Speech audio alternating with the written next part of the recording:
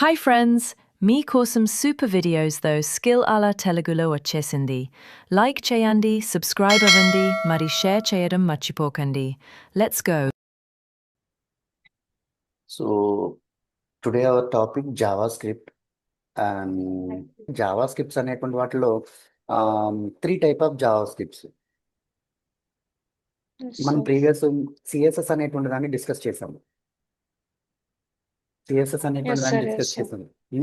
ఆ సిఎస్ఎస్ ఎన్ని టైప్స్ ఉన్నాయి? Inline CSS, internal Please CSS subscribe. And external CSS.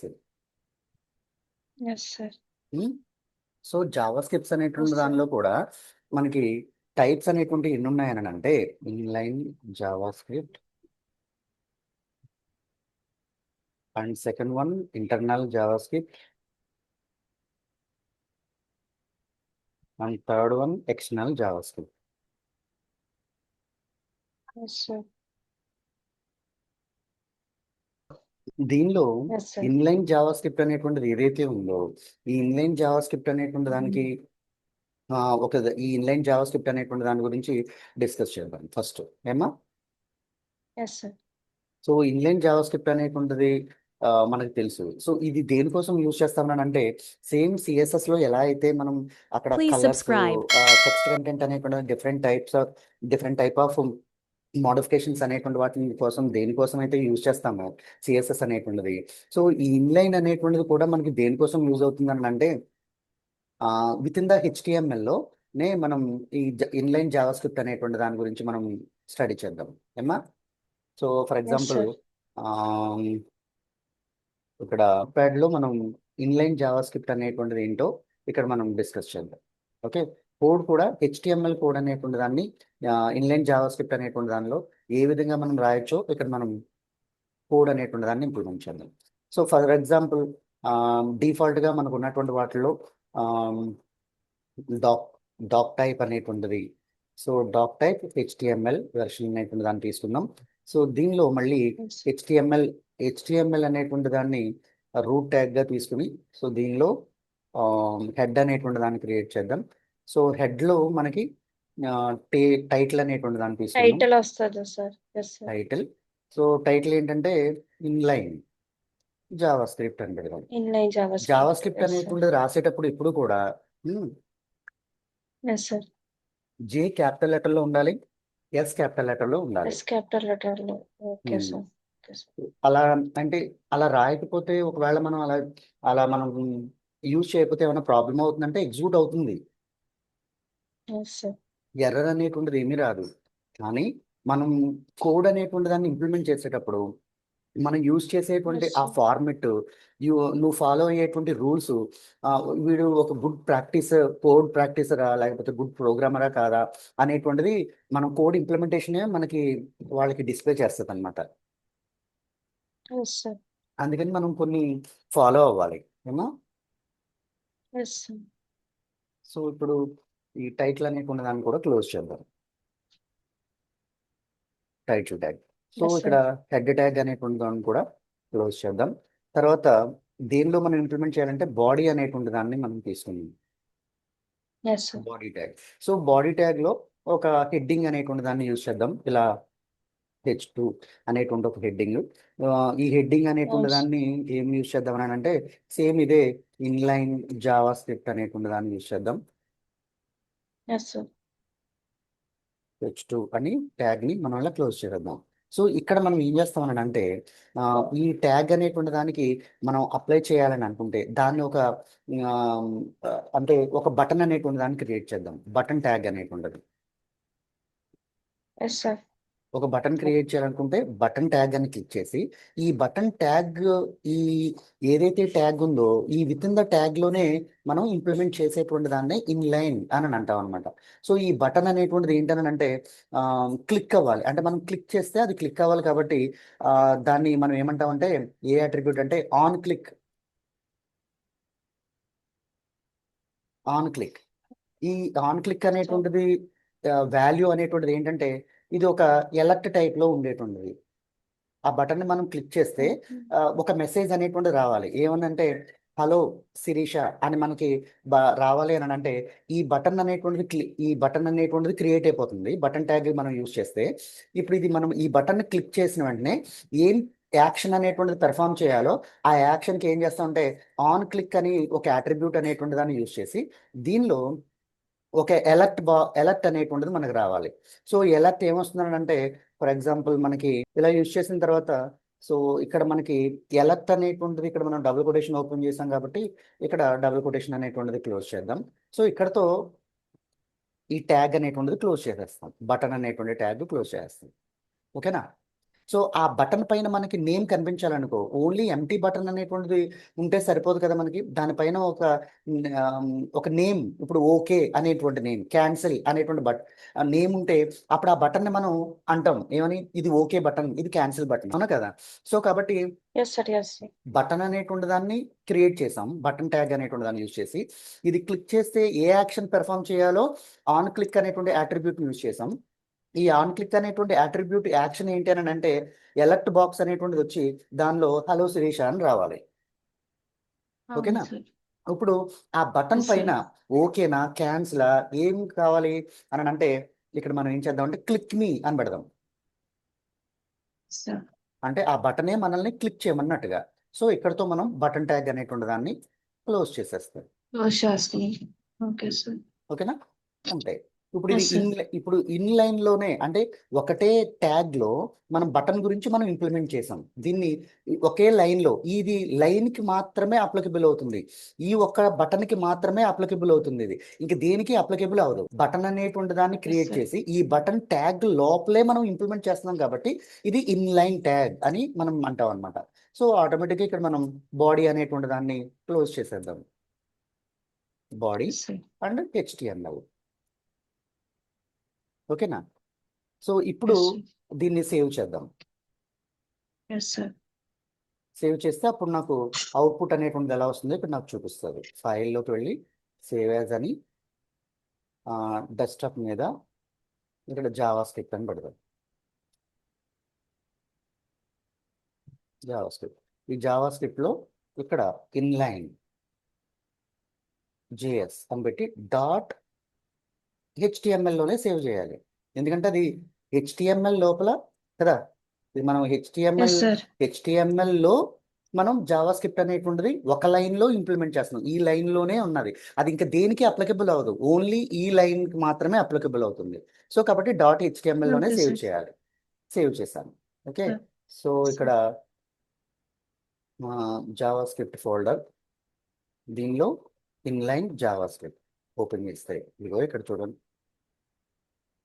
ఇక్కడ కనిపిస్తుందా ఇక్కడ మనకి ఇదిగో ఇన్లైన్ జావా ఎస్ స్క్రిప్ట్ అని సార్ టెక్స్ట్ కంటెంట్ కనిపిస్తుంది వచ్చింది. ఇక్కడ బటన్ క్లిక్ అయ్యింది. ఇక్కడ బటన్ అనేటువంటిది వచ్చింది. ఇక్కడ క్లిక్ మీ అని నేమ్ పెట్టాం కదా, అందుకని ఇక్కడ క్లిక్ మీ అని నేమ్ వచ్చింది. ఒకవేళ క్లిక్ మీ అనేటువంటిది కాకుండా ఇక్కడ ఇంకోటి ఏదన్నా మనం ఇక్కడ యూజ్ చేయొచ్చు. ఏమని, క్లిక్ మీ అని కాకుండా ఇంకేం యూజ్ చేద్దాం ఇక్కడ, పోనీ బటన్కే శిరీష అని పెడదాం. పోనీ ఈ బటన్ ఓకే సార్ పేరే సేవ్. ఇక్కడ రీఫ్రెష్, ఇప్పుడు వచ్చిందా? ఎస్ సార్ ఎస్ సార్ దీని యాక్షన్ ఏమవుతుంది అనమాట, ఇక్కడ మనం క్లిక్ చేయగానే ఒక అలర్ట్ బాక్స్ వస్తుంది. అదిగో దీన్ని అవును అలర్ట్ సార్ బాక్స్ అంటాం. హలో శిరీష అని చెప్పి ఇక్కడ మనకు కనిపిస్తుంది కదా. ఎస్ సార్ అదే ఎస్ సార్ ఆన్ క్లిక్ అనేటువంటి attribute తో మనం అలా యూజ్ చేస్తున్నాం అనమాట. ఏమ్మా? ఓకే సార్ సో మనం ఎస్ ఇక్కడ సార్ ఎస్ ఈ జావా స్క్రిప్ట్ అనేటువంటి వాటిలో ఇన్లైన్ అనేటువంటి జావా స్క్రిప్ట్ అనేటువంటి దాన్ని యూజ్ చేసిన తర్వాత ఈ ఇన్లైన్ జావా స్క్రిప్ట్ అనేటువంటి వాటిలో మనం ఇక్కడ నోట్ ప్యాడ్ అనేటువంటి దానిలో కదా మనం యూజ్ చేసాం. ఎస్ సార్ ఆ నోట్ ప్యాడ్ లో ఇన్లైన్ అనేటువంటిదే కాకుండా ఇప్పుడు ఏం చేద్దాం అంటే ఇంటర్నల్ అనేటువంటి జావా స్క్రిప్ట్ ని యూజ్ చేద్దాం. ఓకేనా? Please Okay, sir. subscribe. Yes sir internal. So ఇప్పుడు మళ్ళీ ఇంకొక ట్యాబ్ అనేటువంటి దాన్ని తీసుకుందాం. ఇంకొక ట్యాగ్ అనేటువంటి దాన్ని తీసుకుని దీనిలో ఏం చేద్దామని అంటే ఇన్లైన్ అనేటువంటి దానికి సేమ్ అదే బాడీ ఉంటుంది కాబట్టి బాడీ ఒకటి ఉంటుంది. సో సేమ్ ఇదే బాడీని తీసుకుందాం. ఇదే కాపీ చేస్తున్నాను. కాపీ చేసి ఇందులో పేస్ట్ చేస్తున్నాను. పేస్ట్, ఈ ఫైల్ని క్లోజ్ చేసేస్తున్నాం. సో ఇప్పుడు దీనిలో మనకు టైటిల్ ఏమని పెడదామంటే ఇంటర్నల్ అని పెడదాం. Yes, sir. ఏమా ఇంటర్నల్ జావా స్క్రిప్ట్ Yes, అంటారు. sir. Internal JavaScript. So ఇక్కడ కూడా మనకి ఇంటర్నల్ అనే మనకి నేమ్ హెడ్డింగ్ రావాలి.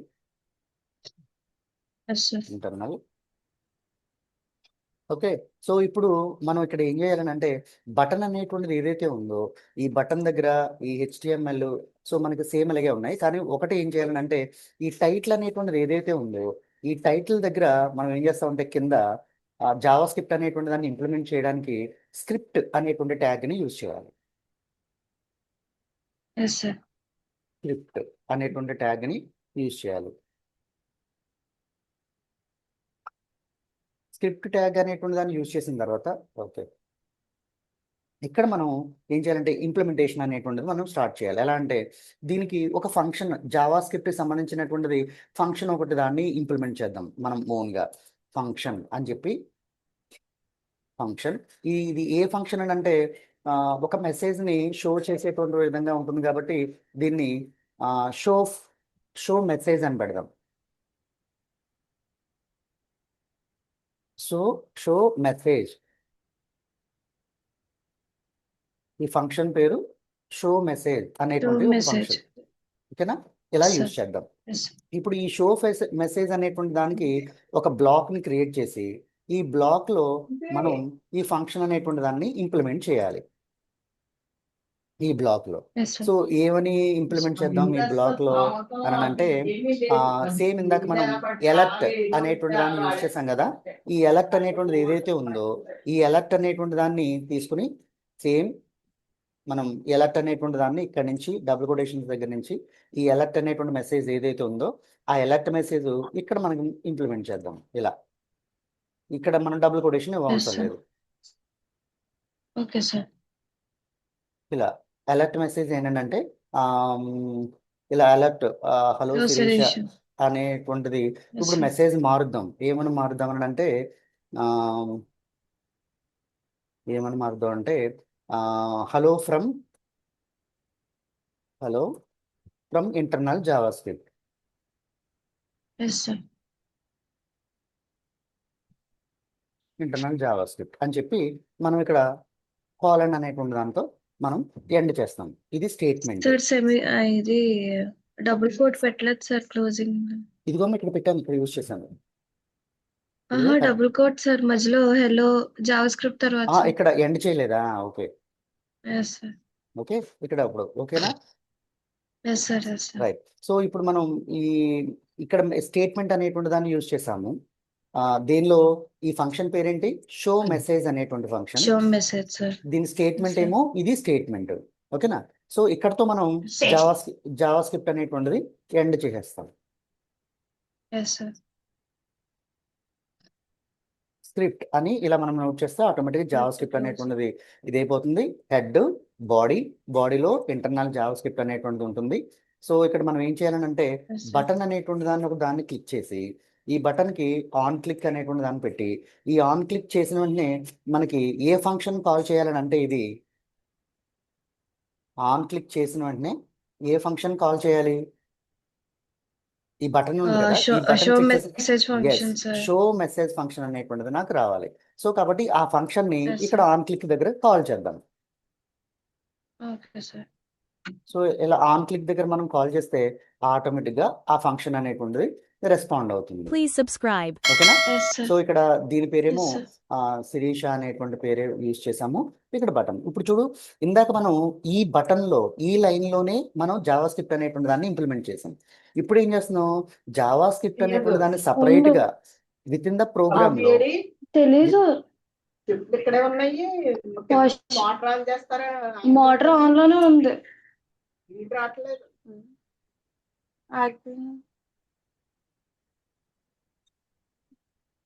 సార్ సారీ సార్ ఓకే చెప్పండి. ఓకే అమ్మా.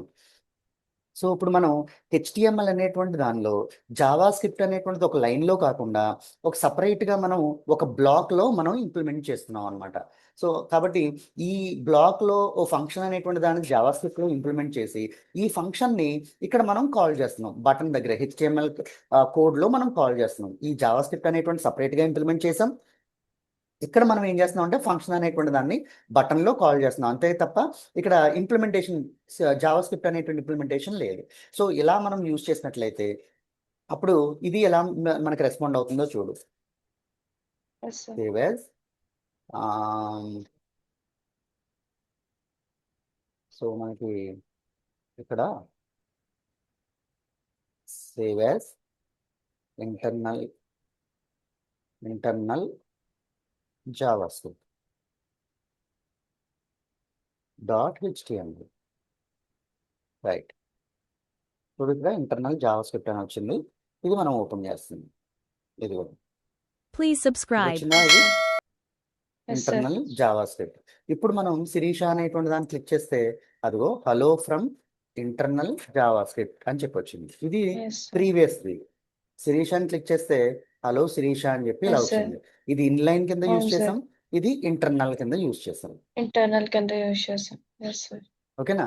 సో ఈ Yes, ఈ sir. విధంగా మనకి ఈ కోడ్ అనేటువంటి దాన్ని మనం ఇన్లైన్ అని అంటే ఓన్లీ ఆ ఒక్క లైన్కి మాత్రమే అప్లికబుల్ అవుతుంది. ఫర్ ఎగ్జాంపుల్ ఇంకొక బటన్ క్లిక్ చేసామని, ఇంకొక బటన్ క్రియేట్ చేసామని అనుకో.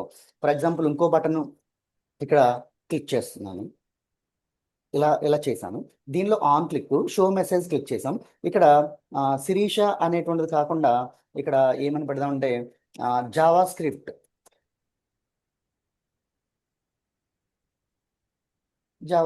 అని యూజ్ చేసాము. ఇక్కడ షో మెసేజ్ కాకుండా ఓకే షో మెసేజ్ అనేటువంటి దాన్ని క్లిక్ చేస్తేనే ఇలా వచ్చింది. ఈ మెసేజ్లో ఈ బటన్లో క్లిక్ చేస్తే ఏం రావాలని అంటే హలో శిరీష అని రావాలి. Yes sir. హలో శిరీష అని రావాలి. ఈ బటన్ క్లిక్ చేస్తే హలో శిరీష అని రావాలి. ఈ బటన్ క్లిక్ చేస్తే నాకు ఓకే రెండిటికి కూడా ఒకటే అలర్ట్ వచ్చింది కాబట్టి ఒకటే మెసేజ్ని ఒకదాన్ని యూజ్ చేస్తున్నాను కాబట్టి సో దీనికి కూడా సేమ్ హలో శిరీష అని వస్తుంది. ఈ బటన్ క్లిక్ చేసినా హలో శిరీష అనే వస్తుంది. ఒకసారి చూద్దాం అలా వస్తుందో లేదో. Yes sir. అలా వస్తుందో లేదో చూస్తే ఇప్పుడు Please మనకు subscribe. అర్థమవుతుంది. ఇక్కడ 2 బటన్స్ వస్తాయి చూడు. ఇప్పుడు ఇగో శిరీష అనేటువంటి ఒక బటన్, జావా స్క్రిప్ట్ అనేటువంటి ఒక బటన్. అవునా? సో ఒకవేళ పక్క పక్కన కాకుండా నాకు సైడ్ బై సైడ్ రావాలని అనుకున్నట్లయితే ఇక్కడ నేను బ్రేక్ అనేటువంటి ఒక దాన్ని మనం యూజ్ చేసుకుని ఇక్కడ మనం సేవ్ అని అన్నామని అనుకోండి. సో అప్పుడు ఆటోమేటిక్గా ఇది రీఫ్రెష్ చేస్తే ఇది బై వస్తుంది. ఇక్కడ ఒకవేళ ఈ రెండింటి మధ్యలో స్పేస్ అనేటువంటిది రావాలని అనుకోండి. సో అప్పుడు మనం ఇక్కడ ఏం చేస్తాం, మామూలు ఒక ఎంటీ పారాగ్రాఫ్ అనేటువంటి దాన్ని యూజ్ చేస్తాం. ఇలా ఎంటీ పారాగ్రాఫ్ అనేటువంటి దాన్ని యూజ్ Okay, sir. చేసి ఇక్కడ మనం సేవ్ అని అన్నామని అంటే అప్పుడు మళ్ళీ ఇక్కడ మనకి ఏమొస్తుందంటే గ్యాప్ వస్తుంది రెండింటి మధ్యలో. సో ఇప్పుడు శిరీష అని మనం Okay. క్లిక్ చేస్తే ఇదిగో హలో శిరీష అని వస్తుంది. జావా స్క్రిప్ట్ అని క్లిక్ చేస్తే ఇలా వస్తుంది. అంటే ఒక ఫంక్షన్ అనేటువంటి దాన్ని ఒక జావా స్క్రిప్ట్ ఇంటర్నల్గా యూజ్ చేస్తే దాన్ని ఎన్ని టైమ్స్ అయినా మనం కాల్ చేసుకోవచ్చు, దేనికైనా అప్లికేబుల్ చేసుకోవచ్చు అనమాట.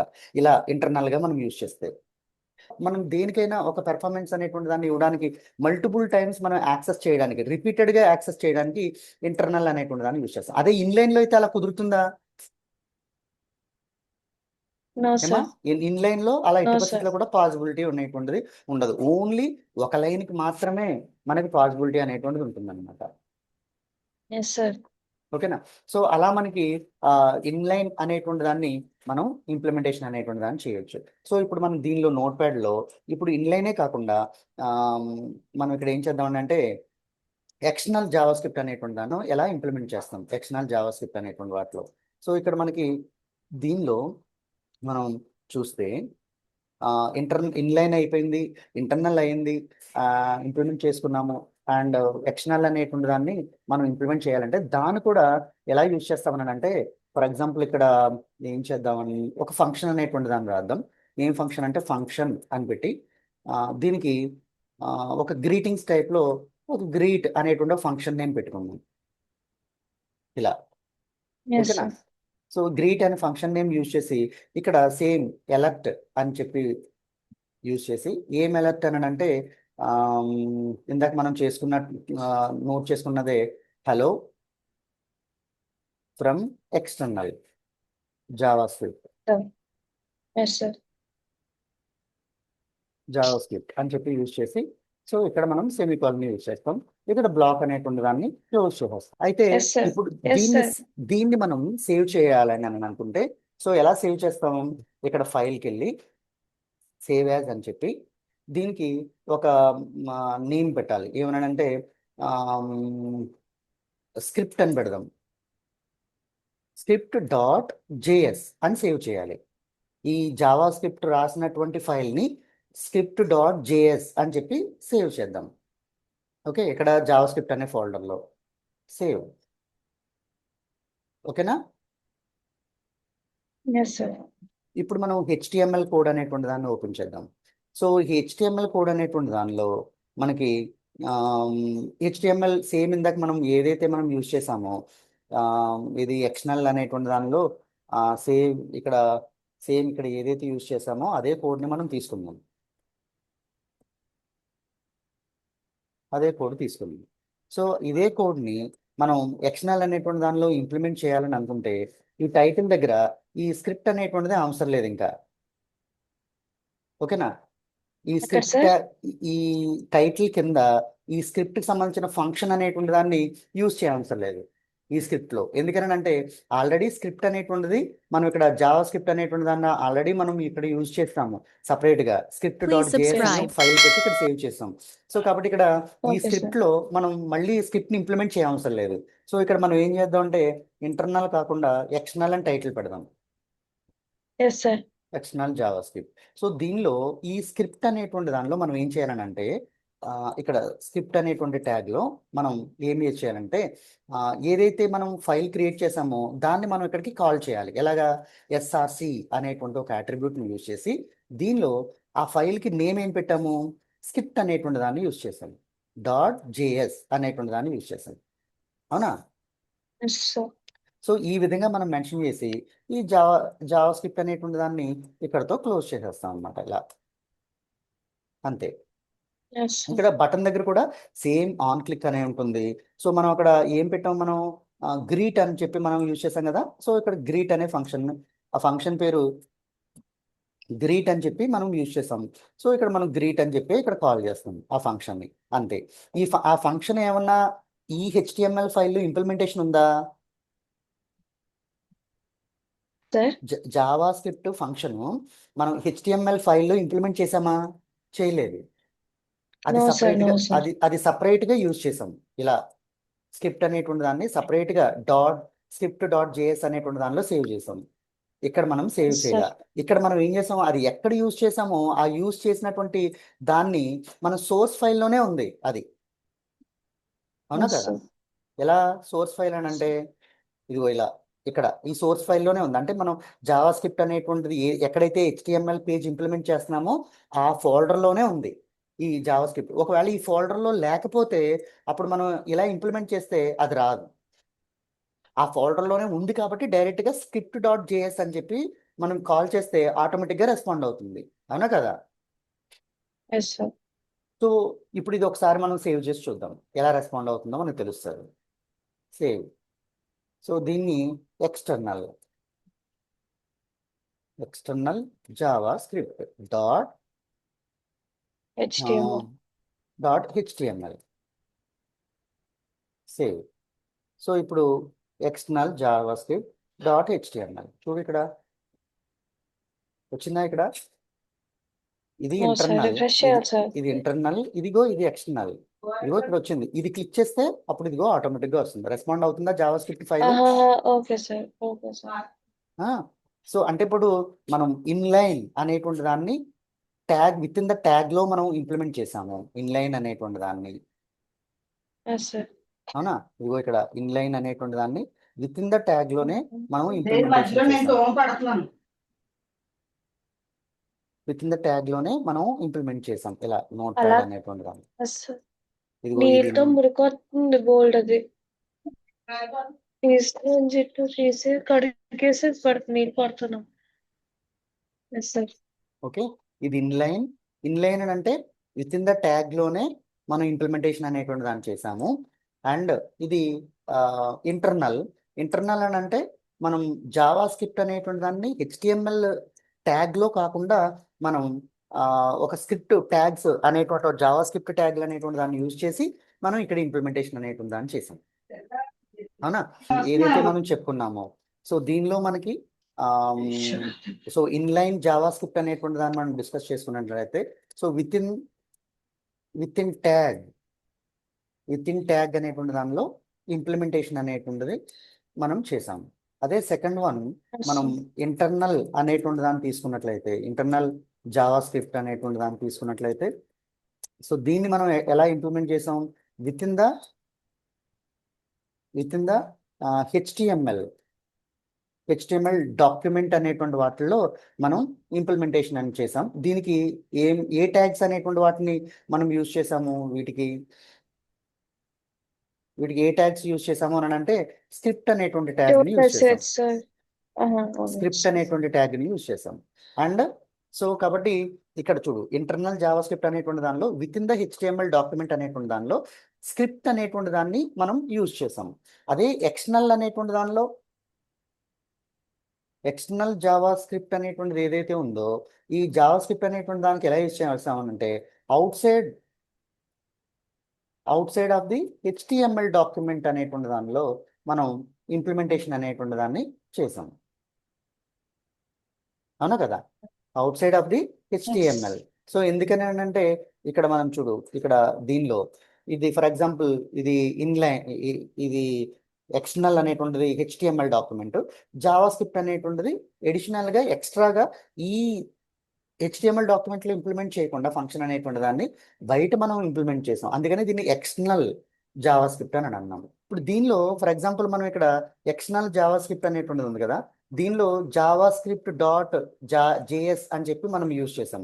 సో మనం ఇలా యూజ్ చేస్తే ఇది బయట ఈ సోర్స్ ఫోల్డర్లో ఉంది కాబట్టి ఇలా ఇచ్చాం. ఒకవేళ ఇది సోర్స్ ఫోల్డర్లో లేదు, ఫర్ ఎగ్జాంపుల్ ఎక్కడ ఉంది, వేరే ఫోల్డర్లో ఉంది. ఎక్కడ అనంటే